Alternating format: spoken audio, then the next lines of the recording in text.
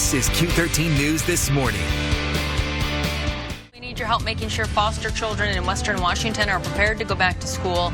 In about 15 minutes, we'll hear from people at a local nonprofit about how your donation could make a huge difference.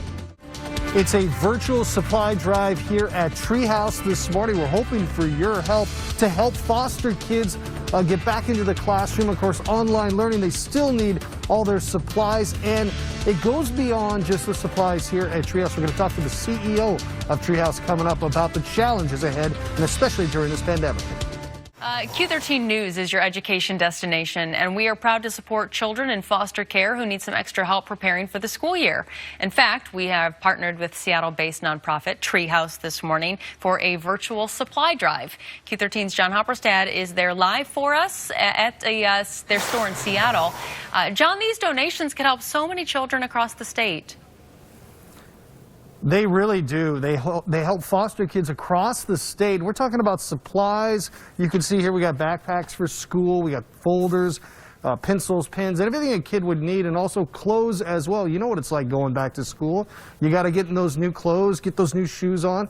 Even though we're talking about virtual online schooling, this is important to kids to get them on the right track. And by the way, you folks have done a great job so far. We're nearly at $10,000. We have a $25,000 goal here this morning with Treehouse.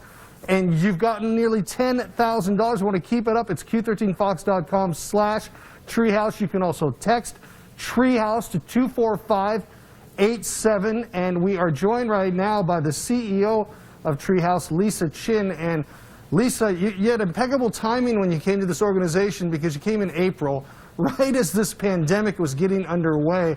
So tell me about kind of the challenges you're dealing with navigating Treehouse through that.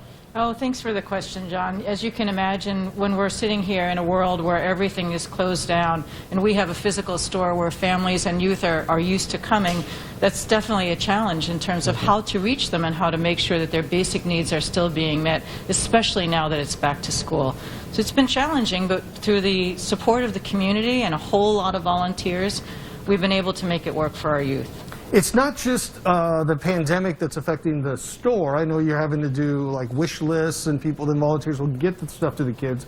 But you were telling me that you've done surveys, and this pandemic is really affecting foster kids and foster families right now. Can you talk a little bit about that?